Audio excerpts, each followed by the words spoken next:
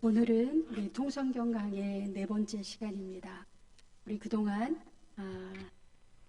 네 번에 걸쳐서 달려왔습니다. 우리 창세기부터 책 제목을 한번 다 외우시죠. 네, 한번 읽어보겠습니다. 창세기, 출애굽기, 레위기, 민수기, 신명기, 여호수아, 사사기, 룻기, 사무엘상. 네, 오늘은 사무엘상을 저희가 같이 보시겠습니다. 저희 교재가 지금 이걸로 진행이 되고 있고요. 오늘은 사무엘상, 특별히 앞부분 1장부터 7장까지 말씀을 보시겠습니다. 우리가 사무엘 하면, 사무엘서 하면 어떤 생각이 나시나요? 성경 제목을 여러분이 들으셨을 때 그 성경책 안의 내용이 조금 기억이 나시는지 모르겠습니다. 사무엘서는 워낙은 사무엘, 우리 성경에는 상하 이렇게 되어 있어요. 근데 워낙은 사무엘서 한 권이었지요. 히브리어에서 헬라어로 번역이 되면서 오늘날처럼 사무엘상, 사무엘하로 나뉘었습니다. 너무 분량이 이제 많아서 상하로 나누었습니다. 올해 사무엘서 하시면 저기 이제 정답이 있긴 하지만 사무엘서 그러면은 어떤 내용이 있었지? 잠깐 기억을 하시고 기억이 나셨으면 한번 보겠습니다. 사무엘서는 제가 이제 빨간색으로 저렇게 표시를 한 곳은 사무엘상이에요. 보라색은 사무엘하입니다. 그래서 사무엘상, 사무엘하 이렇게 두 권을 우리가 저렇게 세 개의 내용으로 나눌 수가 있습니다. 사무엘상은 빨간색은 다시 두 개로 나뉘어져 있죠. 우리가 사무엘상 하면 당연히 사무엘에 대한 이야기, 그 다음에 사무엘이 기름 부어 세운 사울 왕에 대한 이야기. 그러면 사무엘하는요, 당연히 사울의 뒤를 이은 다윗 왕의 이야기. 벌써 다 하셨어요. 사무엘 상하를 다 하셨습니다. 사무엘 상하의 내용이 어떻게 나뉘어진다고요? 사무엘, 사울, 다윗. 이렇게 내용만 정리를 하셔도 이제 거의 성경을 다 하신 거예요. 제가 왜 이렇게 여쭤보냐면, 내가 다윗에 대해서 알고 싶어요. 다윗에 대해서 알고 싶은데, 성경 어디를 찾아야 다윗에 대한 이야기가 나오는지 막막할 때가 있어요. 어디를 찾으시라고요? 사무엘 하. 잘하셨습니다. 그래서 사무엘상은 31장까지 있어요. 사무엘하는 24장까지 있는데 앞에 사무엘상에서는 사무엘에 대한 이야기가 1장부터 7장까지 전반부, 사울에 대한 이야기가 후반부로 되어 있습니다. 그러면 저렇게 세 부분으로 나눴을 때 내용을 한번 보겠습니다. 사무엘서는 사무엘이 열심히 가르쳐서 우리가 만나 세대라고 했던 것처럼 미스바 세대를 탄생시켰습니다. 미스바 세대에 대한 이야기가 전반부.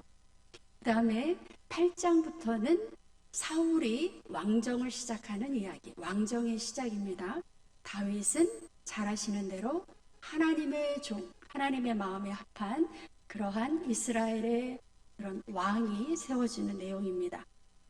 이제 벌써 성경을 좀 아시는 분들은 눈치를 채셨을 것 같아요. 내가 다윗을 굉장히 위대한 왕이라고 알고 있는데 왜 성경에는 사무엘서 안에 다윗이 들어가 있을까? 이게 무슨 말이냐면요. 책 제목이 주는 그런 의미가 있습니다. 신학적인 의미. 우리가 이제 사무엘서 당연히 맞지요? 책 제목. 그런데 우리 성경에는 뭐가 없어요? 다윗서가 없어요. 사무엘은 우리가 성경에서 보시면 저렇게 사사, 예언자, 제사장 그렇게 역할을 했지만 왕은 아니었어요. 그런데 다윗은 왕이었어요. 우리가 생각하기에 다윗이 훨씬 중요하고 다윗이 훨씬 많은 일을 하고 심지어 이스라엘 국기에 다윗 별이라고 하는 별이 새겨져 있을 정도로 이스라엘 역사에 있어서 다윗은 굉장한 사람입니다. 그런데 성경책에서는 다윗서라고 책 제목을 만들지 않았다는 거예요. 그리고 다윗을 알고 싶으면 어디를 가봐라? 사무엘 상하를 가봐라. 이렇게 되어 있습니다. 그 제목이 주는 의미는 우리가 이제 사무엘서부터는 왕에 대한 이야기를 우리가 같이 하실 건데, 성경의 역사는 우리가 세속적인 일반 역사와 다르다라는 거예요. 일반 역사는 누가 주인공이에요? 당연히 왕조실록 하면 누가 주인공이에요? 왕이잖아요. 근데 성경은 왕이 주인공이 아닙니다. 그 왕조차도 누구의 말을 들어야 돼요? 제사장, 예언자, 이런 사람의 하나님의 목소리 앞에 겸손하게 하나님의 말을 들어야 되는 사람이다 라고 하는 그러한 신학적인 의미가 담겨 있습니다. 그래서 이제 여러분 사무엘서부터는 왕이 잘못하면 누가 나타나요? 예언자가 나타나죠. 그리고 예언자가 감히 왕한테 막 야단을 치고 훈계를 합니다. 왕과 예언자와의 관계, 이 측면에서 성경을 보셔야 돼요. 그러니까 일반 역사서는 왕만 보면 돼요. 왕이 정치를 잘했나 못했나. 그런데 성경은 그 왕을 하나님이 어떻게 평가하시는가라는 기준, 저를 따라 하겠습니다. 그 왕을 누가 하나님이 어떻게 평가하셨는가를 기록해 놓은 것이 성경책이에요. 그러니까 일반 역사서가 아닙니다. 저를 따라합니다. 역사서가 아니다. 네, 잘하셨습니다. 역사서가 아니에요. 그래서 사무엘서 안에 두 왕 이야기가 같이 들어가 있어요. 사울, 다윗 이렇게 보시면 됩니다. 그래서 오늘 보시는 전반부 1장부터 7장까지 말씀은 두 가지로 나눌 수가 있어요. 사무엘이 어떻게 준비가 됐는지, 사무엘이라고 하는 그런 사사, 제사장, 아니면 예언자가 어떻게 만들어졌는가 하는 거예요. 두 번째는 사무엘이 드디어 어떤 역사, 어떤 사역을 감당했는가. 네, 내용이 어떻게 구분이 된다고요? 사무엘이라는 그런 인물, 어떻게 준비가 됐는가, 어떤 교육을 받았는가, 어떤 부모 밑에서 자라는가, 이런 이야기. 사무엘이라는 사람이 어떻게 만들어졌는가. 두 번째는 그 사무엘이 어떤 일을 했는가 하는 거예요. 그래서 우리가 이제 먼저 들어가 보면 사무엘이 어떤 세대를 만들었다고 우리가 이제 말씀을 드렸습니다. 미스바에서 대부흥운동이 일어났잖아요. 그래서 미스바 세대라고 기억을 하시면 좋을 것 같아요. 미스바 세대가 사무엘을 통해서 만들어집니다. 그래서 그 이야기, 사무엘의 부모 이름, 네, 저기 정답이 나와 있죠. 엘가나와 누구? 한나. 네, 그 부모 이야기. 그 다음에 그 부모와 교육을 받으면서 이제 사무엘이 충실하게 교육받은 준비된 지도자로 쓰고요. 사무엘이 그렇게 준비된 지도자가 됐을 때 백성들을 열심히 가르쳤습니다. 그래서 드디어 하나님 마음에 합한 그런 미스바 세대가 만들어집니다.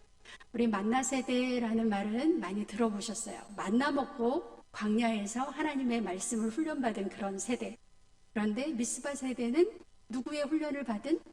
사무엘의 훈련을 받은, 그래서 하나님 앞에 정말로 회개하고 하나님이 원하시는 그런 시대를 만들었던 그런 사람들입니다. 네, 이제 앞에 부분 사무엘이 어떻게 준비됐나 한번 보시겠습니다. 네, 사무엘 하면 어린 사무엘이 엄마 손에 이끌려서 누구한테로?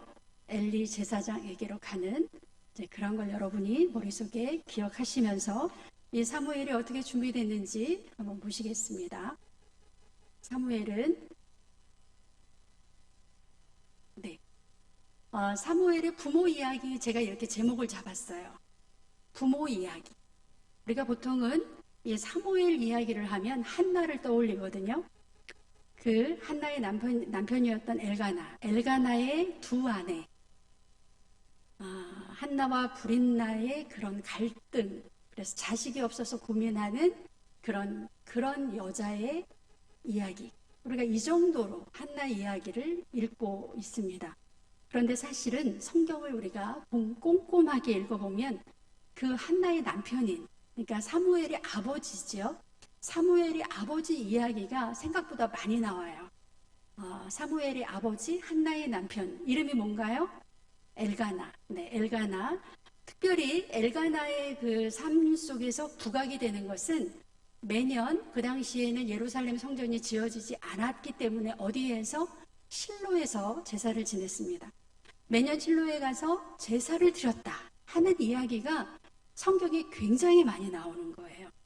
그래서 결론은 이 아버지, 사무엘의 아버지는 예배의 성공자였다. 사사시대 말기에 아무도 제사를 하나님 앞에 예배 드리는 것을 귀하게 여기지 않을 때 이 엘가나는 매년 실로에 가서 예배를 드렸다. 그래서 성경에 보면 사무엘상 1장 3절, 22절, 24절 또 2장에 나와 있습니다. 그래서 이 하나님에 대한 신실함, 예배에 대한 신실함이 몸에 배어있는 이 엘가나의 삶이 사사시대 말기에 하늘의 별과 같이 그렇게 빛나는 것을 볼 수가 있습니다. 그래서 성경은 이 부분을 보라고, 우리 보고 읽으라고 이렇게 아주 자세하게 기록을 해주고 있습니다. 1장 3절 같이 읽겠습니다. 이 사람이 매년 자기 성읍에서 나와서 실로에 올라가서 만군의 여호와께 예배하며 제사를 드렸는데 엘리의 두 아들 홈니와 비느하스가 여호와의 제사장으로 거기에 있었더라. 여기서 보시면 매년, 이게 중요합니다.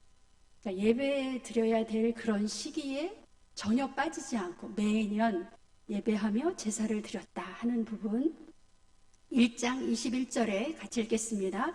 그 사람 엘가나와 그의 온 집이 여호와께 매년제와 서원제를 드리러 올라갈 때에 가장이었던 아빠가 혼자 그냥 예배를 드리러 간 것도 아니고 이 엘가나는 매년 가족 모든 식구들을 다 데리고 제사 드리러 올라가는 거예요.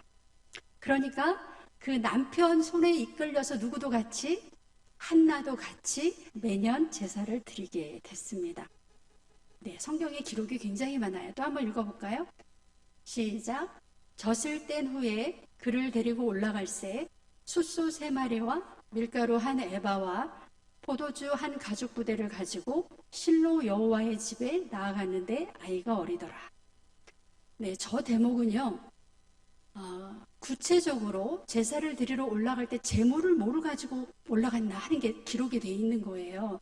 근데 성경에 보면 소를 제물로 바치는 경우는 거의 이제 국가적인 제사를 지낼 때입니다. 일반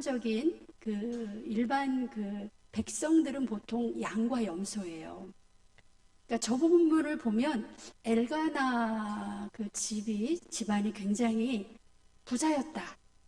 아니면 이제 그 첫 번째, 두 번째 아니면 아주 과분할 정도로 제물을 하나님한테 드렸다. 뭐 어떤 해석이든지 숫소 3마리를 가지고 올라갈 정도의 그러한 하나님에 대한 애끓는 그러한 신앙이 있었던 아버지였다.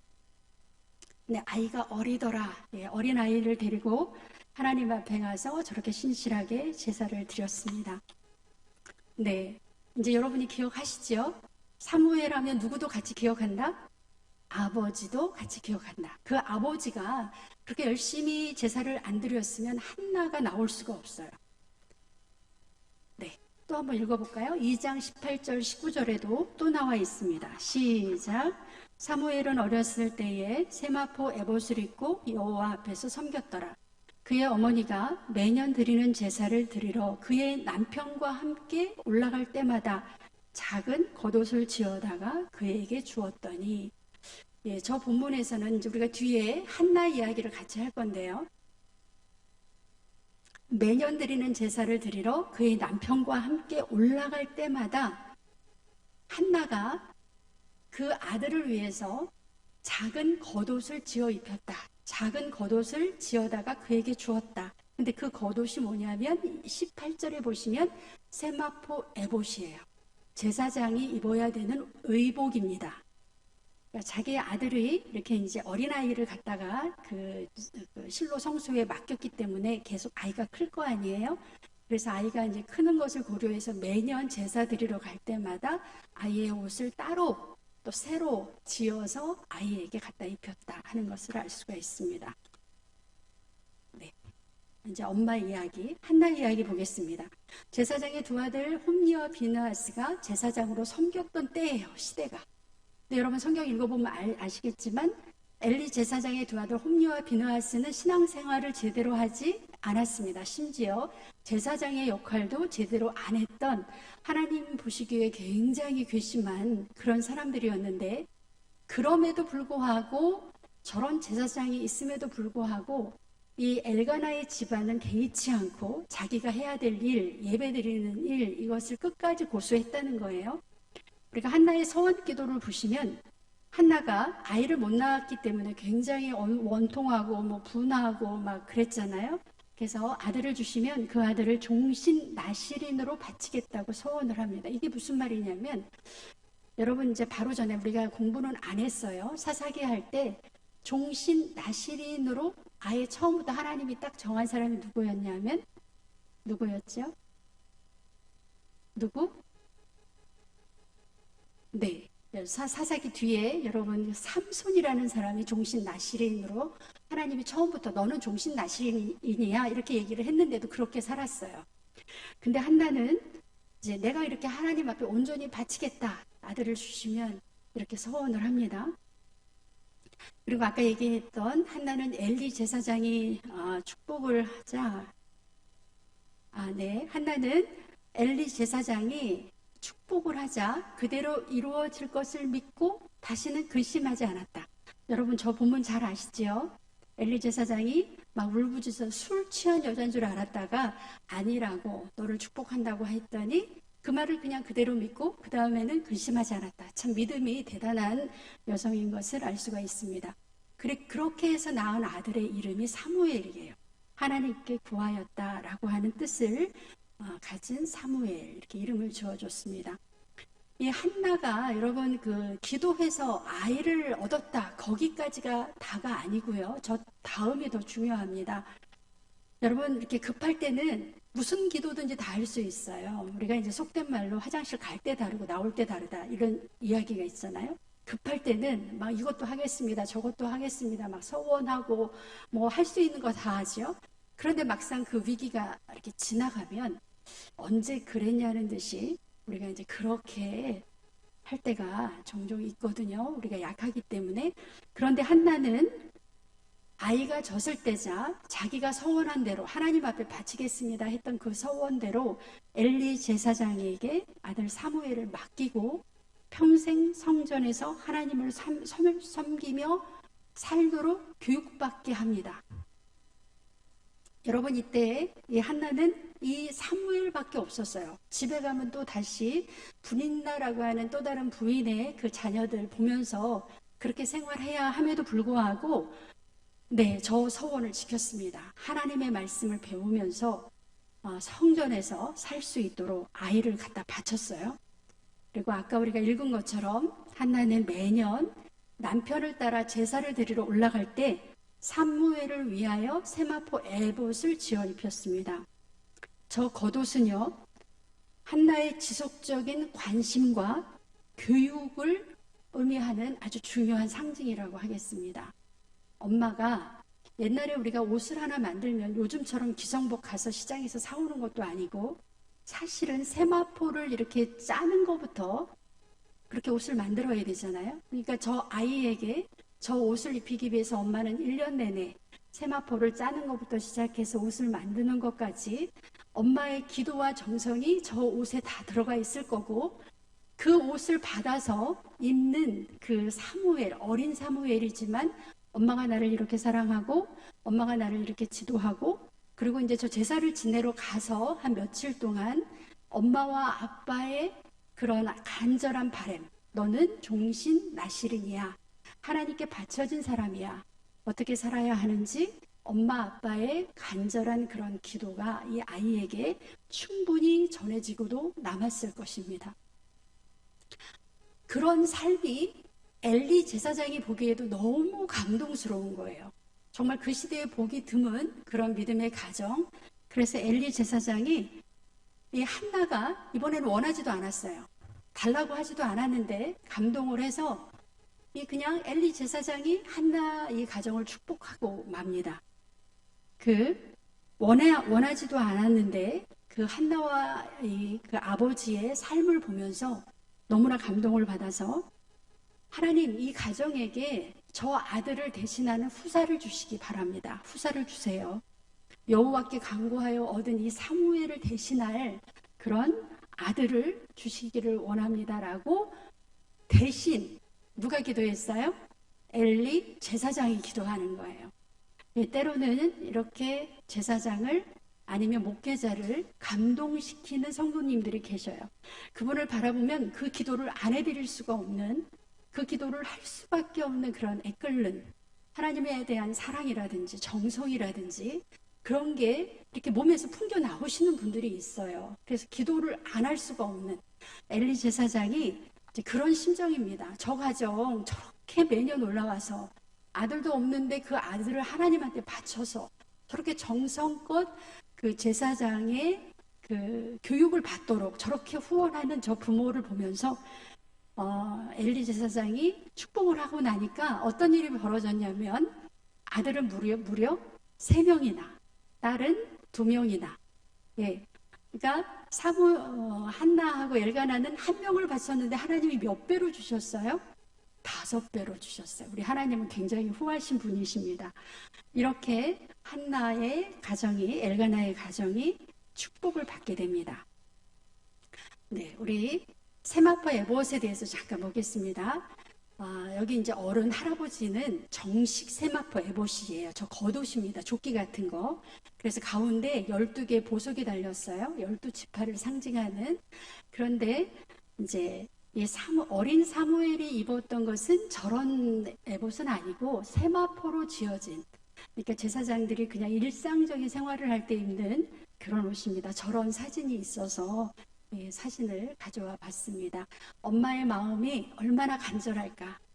아이를 내 손으로 키우지 않지만 하나님이 이 아이를 정말로 훌륭하게 키워주실 거라고 하는 이 부모의 정성이 저기에 담겨 있습니다.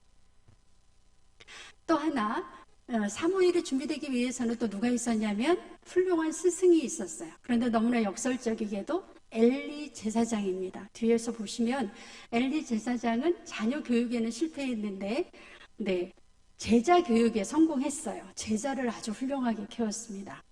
2장 11절 한번 읽어보겠습니다. 시작. 엘가나는 라마의 자기 집으로 돌아가고 그 아이는 제사장 엘리 앞에서 여호와를 섬기니라. 부모가 가버렸어요. 집으로. 사무엘을 엘리 제사장 앞에 여호와를 섬기도록 하고, 그래서 제사장이 이 사무엘을 아주 남다르게, 기도로 낳은 아이인 거 알잖아요. 아주 남다르게 그렇게 아주 훌륭하게 교육을 시킵니다. 교육의 기본이 뭘까요? 제사장 교육의 기본, 모세를 통해서 주신 하나님의 율법을 정확하게 가르치는 거겠지요. 그 다음에 이 엘리 제사장이 또 가르친 게 있어요. 뭘 가르쳤냐면 8절, 9절 한번 같이 읽겠습니다. 여호와께서 세 번째 사무엘을 부르시는지라 그가 일어나 엘리에게로 가서 이르되 당신이 나를 부르셨기로 내가 여기 있나이다 하니 엘리가 여호와께서 이 아이를 부르신 줄을 깨닫고 엘리가 사무엘에게 이르되 가서 누웠다가 그가 너를 부르시거든 내가 말하기를 여호와여 말씀하옵소서 주의 종이 듣겠나이다 하라 하니 이에 사무엘이 가서 자기 처소에 누우니라. 교육에는 2가지가 있어요. 이론 교육이 있고 그에 실제로 실천할 수 있는 실천 교육이 있는데 엘리는 이론 교육도 잘 시켰지만 영적인 분별력이라고 하든지 이런 실제적인 어떤 영적인 그런 부분을 사무엘에게 아주 제대로 가르쳤습니다. 사진이 2개인데 여러분 어느 사진이 더 현실적일까요? 아니 주무시는데 엘리 제사장이 저렇게 정복을 다 입고 주무실까요? 저건 너무 이제 뭐랄까요? 그림이 화려한 그림이고 아마 저렇게 주무시다가 사무엘이 자꾸 와서 부르셨습니까? 3번이나 얘기를 하니까 하나님이 얘를 부르시는구나 하고 뭐라고 대답하라고 했어요? 여호와여 말씀하옵소서 내가 여기 있나이다. 주의 종이 듣겠나이다. 이렇게 하나님과의 만남의 관계를 잘 영적으로 이끌어줬습니다. 우리가 이 대목에서 꼭 기억을 해야 될 것은 어린 사무엘에 대한 이야기예요.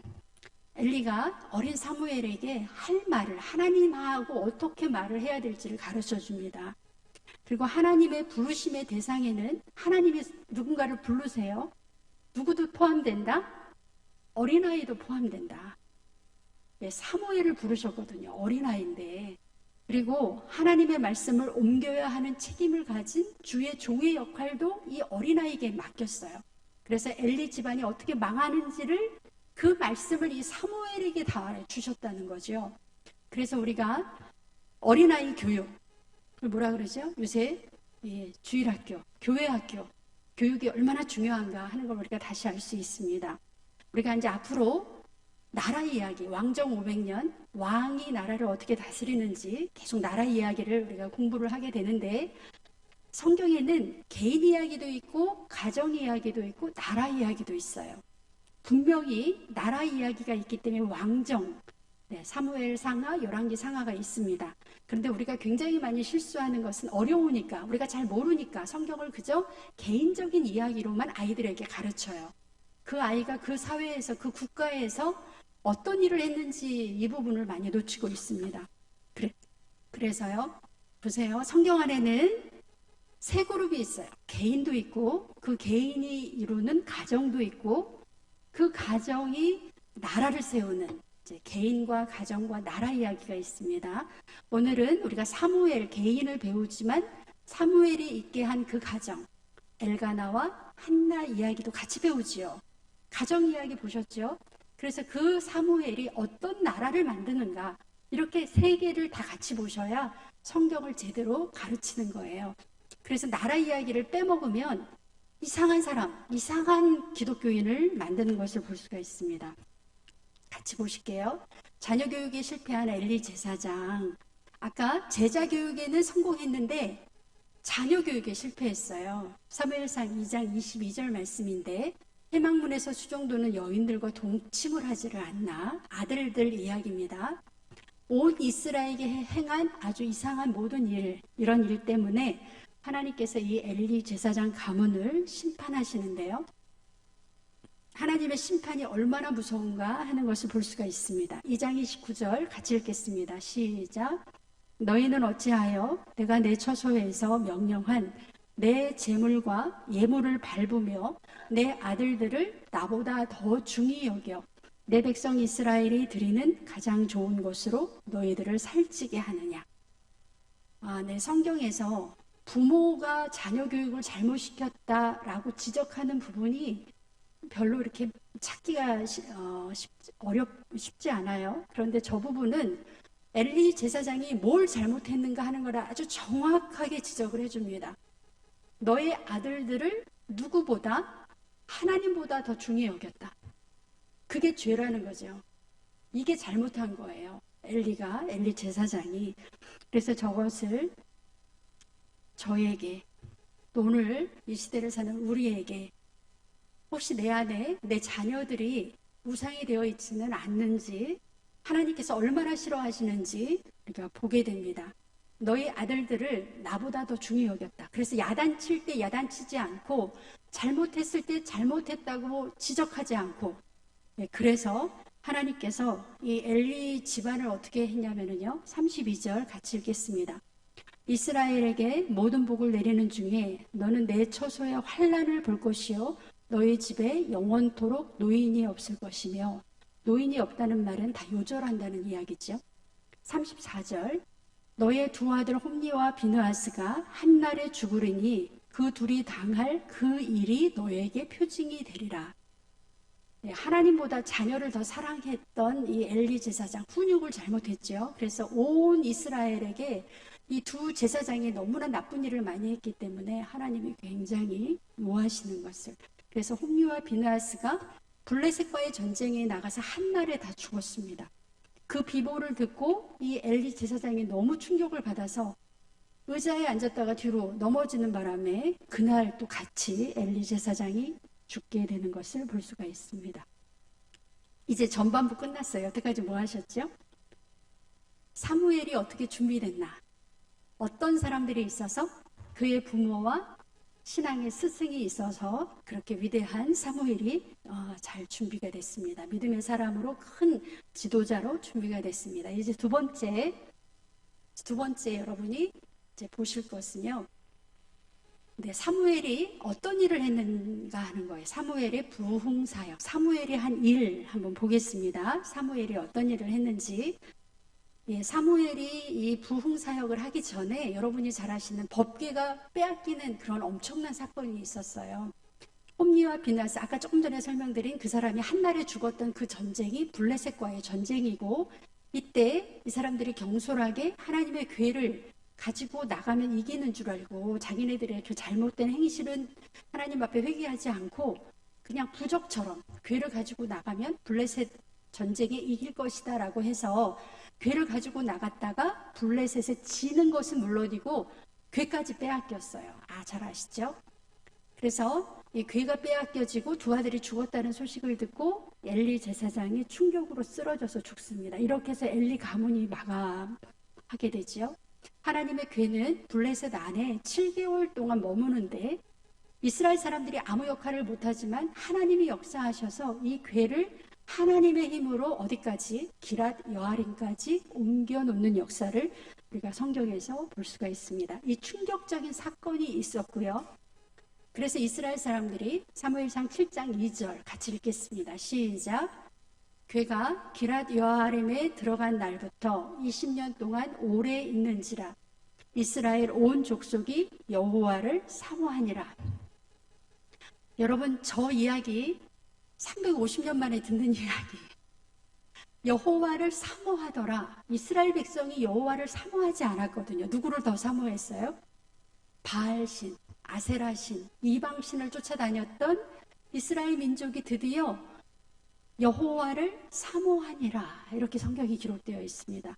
어떻게 저렇게 됐는지 사무엘은 지난 20년 동안 누구로부터?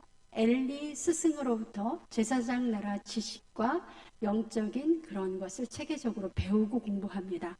그래서 350년 동안 이 어두웠던 사사시대를 드디어 끊어버리고 이 마음의 감동을 받는 하나님을 사모하는 새로운 시대가 열리는 것을 볼 수가 있습니다. 그래서 이때 만들어지는 새로운 사람들, 바로 미스바 세대가 탄생을 하게 됩니다. 사무엘의 수뇌교육, 여러분 우리가 지금 성경 공부를 하고 있어요. 사무엘도 열심히 하나님의 말씀을 가르쳤어요. 예, 그때는 이렇게 뭐 인터넷도 없고 유튜브도 없고 그래서 가르치려면 어떻게 해야 돼요? 직접 가야 됩니다. 그래서 사무엘이 수뇌교육을 했어요. 돌아다니면서 하나님 말씀을 공부했어요. 가르쳤어요. 네, 사무엘이 한 활동을 보겠습니다. 7장 3절에서 4절 같이 읽겠습니다. 사무엘이 이스라엘 온 족속에게 말하여 이르되 만일 너희가 전심으로 여호와께 돌아오려거든 이방신들과 아스다롯을 너희 중에서 제거하고 너희 마음을 여호와께로 향하여 그만을 섬기라. 그리하면 너희를 블레셋 사람의 손에서 건져내시리라. 이에 잠깐만요. 뭐라고 했어요? 이방신들과 아스다롯을 너희 중에서 제거하고 너희 마음을 하나님께로 향하여 그만을 섬기라. 이렇게 이제 사무엘이 가르쳤어요. 그런데 그거에 대해서 이스라엘 백성들이 어떻게 반응을 했을까요? 전에 같았으면, 사사시대 같았으면 너 떠들어라. 우리는 우리 갈 길 간다. 자기 마음대로, 자기 생각에, 자기 소견에 옳은 대로 이렇게 행동을 했을 텐데, 이번에는 4절에 보시면 이에 이스라엘 자손이 첫 번째로 한 일, 바알들과 아스다롯을 제거하고 여호와만 섬기니라. 놀라운 기적의 역사가 일어나는 것을 볼 수가 있습니다. 또 하나는 또 어떤 일을 했을까요? 같이 읽어볼게요. 사무엘이 이르되 온 이스라엘은 어디로? 미스바로 모이라. 내가 너희를 위하여 여호와께 기도하리라 하매 이렇게 하니까 그 말을 따랐다는 거예요. 그들이 미스바에 모여 물을 길어 여호와 앞에 붓고 그날 종일 금식하고 거기에서 이르되, 종일 금식했다는 건 뭐예요? 하나님 앞에 회개하는 거잖아요. 미스바에 모이라니까 다 모여서 하루 종일 금식하면서 기도하라고 하니까 기도했다는 거예요. 기도의 내용을 보겠습니다. 우리가 여호와께 범죄하였나이다. 회개하는 거죠. 여러분, 이 회개를 몇 년 만에 지금 들어보시는 거예요? 350년 만에.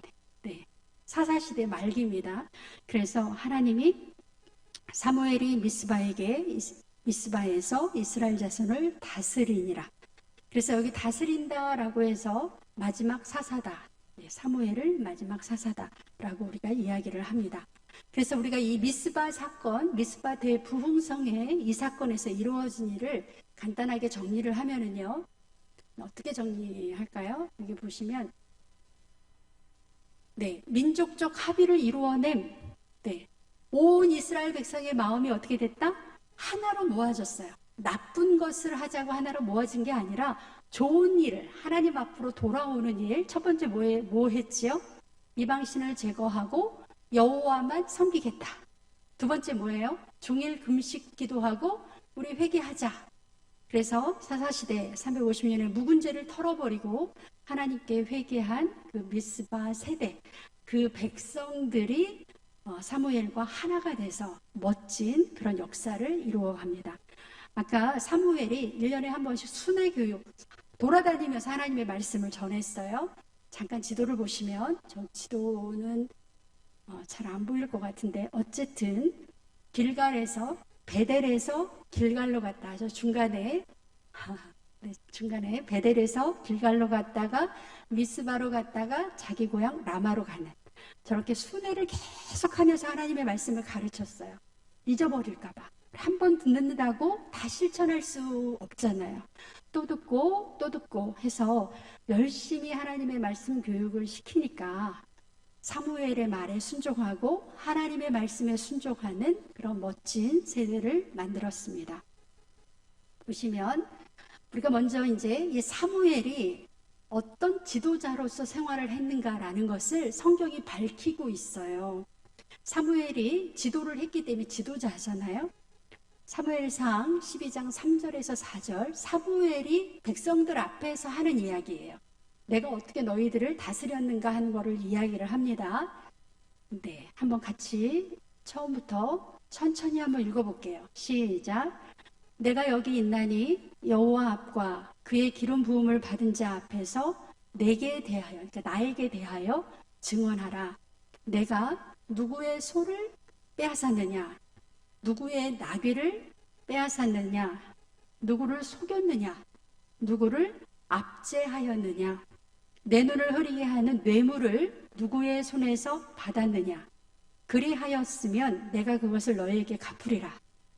사무엘의 백성들 앞에서 내가 어떻게 생활을 했는지 너희들이 평가해라 하는 말이에요. 이런 거를 요즘 말로 뭐라고 하죠? 지난 그 정치 지도자가 어떻게 생활하는지 요즘 우리는 뭐 청문회 막 이런 걸로 이렇게 너 어떻게 살았어? 뇌물 받았어? 안 받았어? 막 우리는 이렇게 하잖아요. 근데 사무엘은 자진해서 내가 어떻게 다스렸는지 너희들이 나한테 얘기해봐. 백성들한테 얘기하는 거예요. 그러면 내가 갚을게. 혹시 내가 누구의 것을 빼앗았으면 내가 지금 갚으리라 하는 겁니다.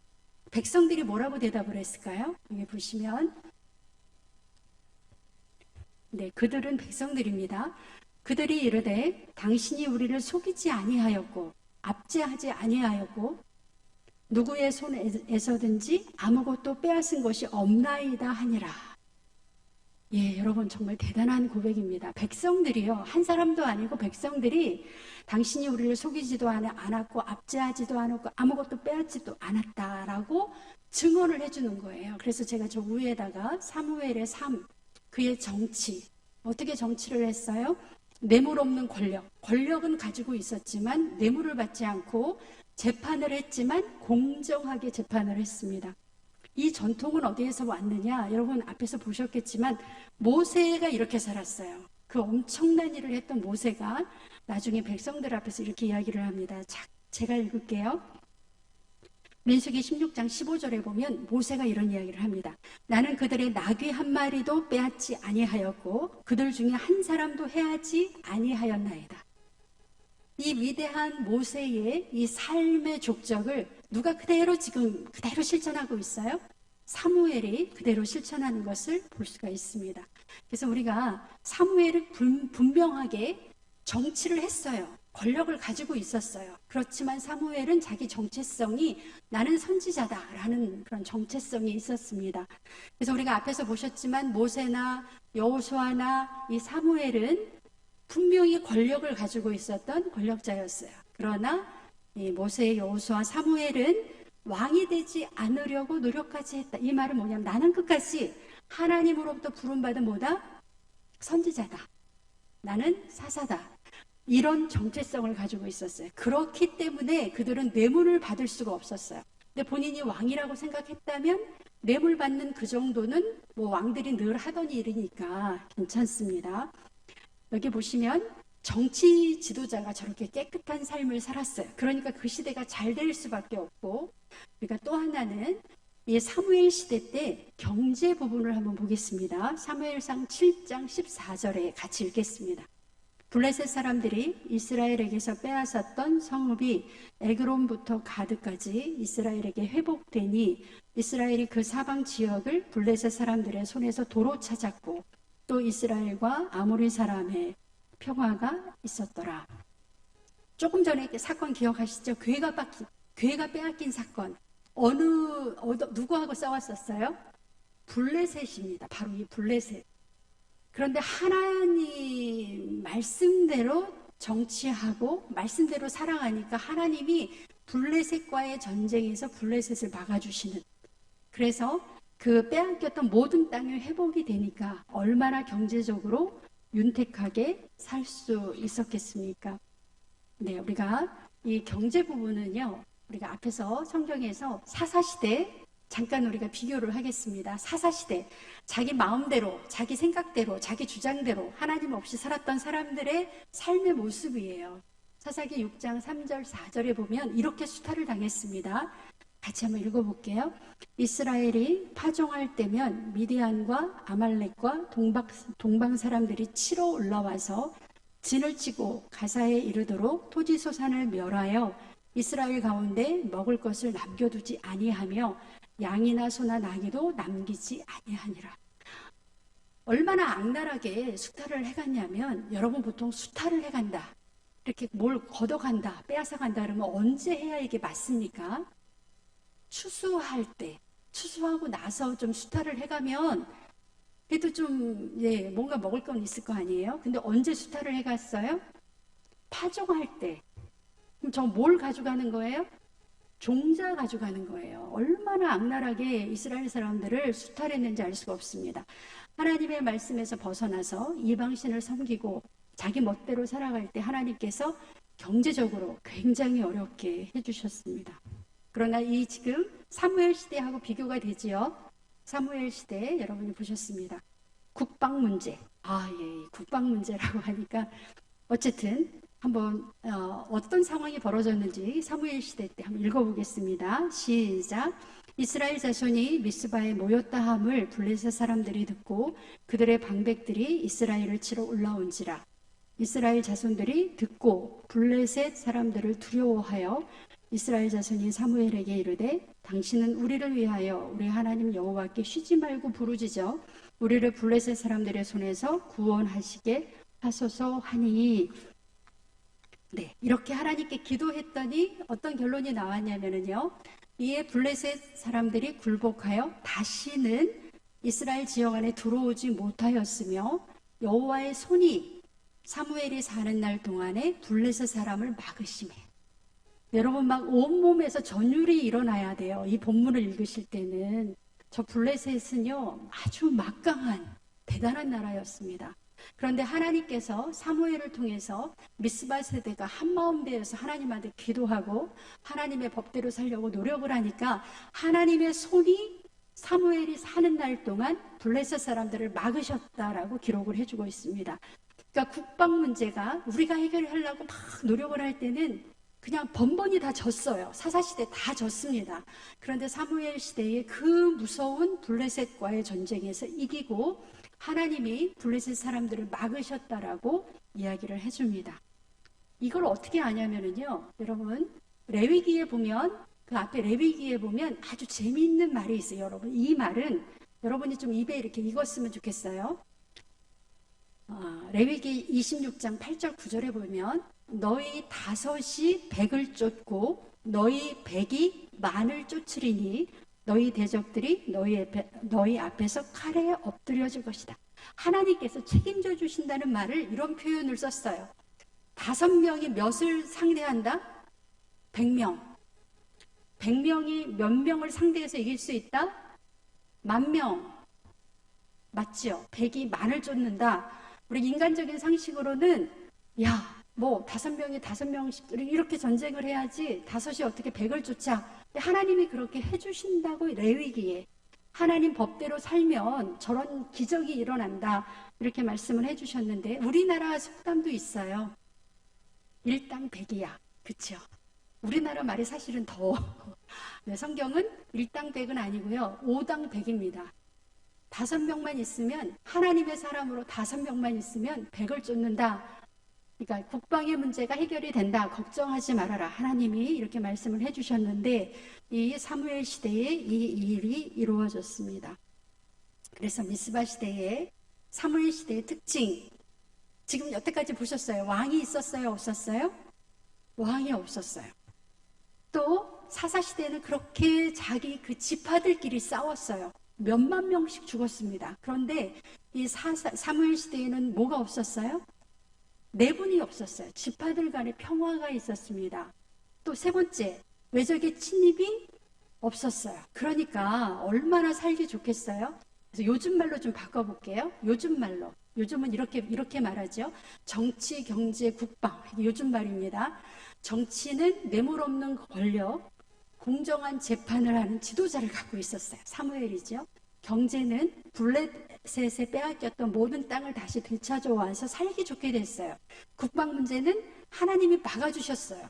이렇게 살기 좋은. 그래서 제목이 뭐예요? 하나님이 원하시는 제사장 나라는 어떤 나라다? 행복한 나라예요. 백성이 행복한 나라. 이런 나라를, 이런 시대를 만들었습니다. 그래서 우리가 사무엘 시대를 총정리하면은 권력의 공공성, 되게 어려운 말이 나왔어요. 권력의 사유화의 반대말입니다. 사유화는 뭐예요? 권력을 쥐은 사람이 자기를 위해서 쓰는. 그런데 사무엘은 그 권력을 누구를 위해서?